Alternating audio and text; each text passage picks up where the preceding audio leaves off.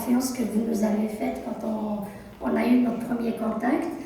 Ça a été très dur pour moi et je stressais beaucoup. Je ne savais pas si j'allais réussir de vous convaincre de cette idée-là, de ce que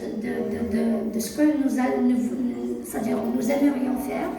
Finalement, je pense qu'il y a eu une confiance mutuelle, puis on est arrivé aujourd'hui à ce travail-là, ce résultat-là. Et je suis très très fière aussi, moi, de tout le travail que l'équipe a réalisé. Sans trop tarder, je céderai la parole à Nilda et je vous souhaite une très bonne visite.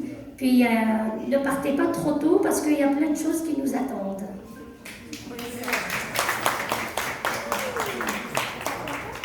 Alors, bonjour tout le monde, je suis tellement ravie de vous voir en ce moment ici. Merci, c'est vrai. C'est très encourageant pour nous.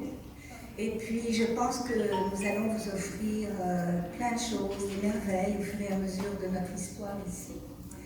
Je voulais vous parler un petit peu de l'écomusée. Alors, l'écomusée, le concept d'écomusée est né du souhait de la communauté algérienne de se rassembler sous une bannière commune. Et cette bannière commune, c'est le patrimoine algérien. Alors, ce que je tiens à dire, c'est que ce n'est pas seulement le patrimoine passé de nos parents ou des parents des jeunes, mais le patrimoine qui est en devenir ici. Parce que nous nous adressons en particulier aux jeunes. Les jeunes algéro-canadiens qui sont ici et qui ne côtoient pas leurs racines, qui sont nés ici, qui n'ont pas l'occasion de retourner souvent là-bas et qui ne connaissent pas leur histoire. Alors ce que nous voulons, nous, c'est leur redonner leur histoire, c'est leur redonner leur identité, une identité dont ils seront fiers. C'est ce que nous voulons. Et nous ne voulons pas vivre en ghetto, ce n'est pas un ghetto qu'on offre à nos jeunes, c'est un espace d'échange, un espace d'ouverture avec nos concitoyens de toutes origines au Québec, qui est finalement la terre d'accueil, notre terre d'accueil, et nous remercions vivement le Québec de nous avoir accueillis avec tant de générosité et de bienveillance. Donc la différence entre un musée, vous allez peut-être vous poser la question, entre un musée et un écomusée, c'est celle-ci. Un musée, c'est un endroit qui est un peu comme une bibliothèque d'artefacts. Quand on dit artefacts, on parle d'objets culturels, n'est-ce pas? Alors, on va visiter le musée, puis on a des guides qui nous expliquent ce que c'est. Un écomusée, c'est vivant. Un écomusée, c'est un espace d'échange, comme je l'ai dit tout à l'heure, un espace de dialogue avec le public, avec la communauté. C'est-à-dire que tout le monde est maître à l'intérieur de cet écomusée. Le public peut proposer des activités, il peut donner son avis, il peut venir peindre, écouter de la musique, il peut exprimer ses désirs.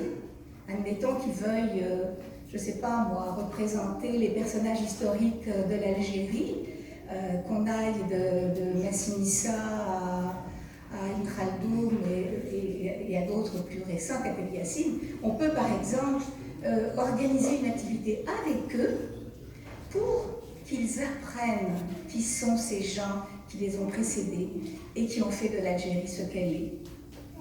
Alors donc, je ne sais pas si vous avez compris la différence, vous avez des questions, n'hésitez pas à me les poser.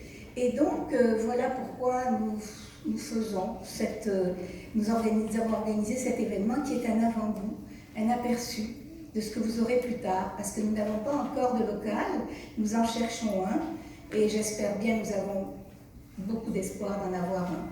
Donc, c'est un aperçu qu'on vous donne ici. C'est pour ça qu'on l'appelle le musée éphémère, ou on peut l'appeler aussi le petit écomusée, en attendant le prochain. Voilà, je vous souhaite une belle visite, et puis à bientôt.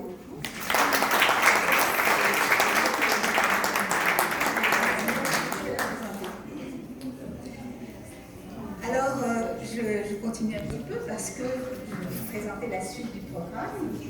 Il y a tout à fait après moi, vous allez avoir le bonheur d'écouter un conte ancestral récité par une personne d'exception qui est la douceur même, la joie de vivre et qui connaît parfaitement comment ces contes et légendes de l'Algérie.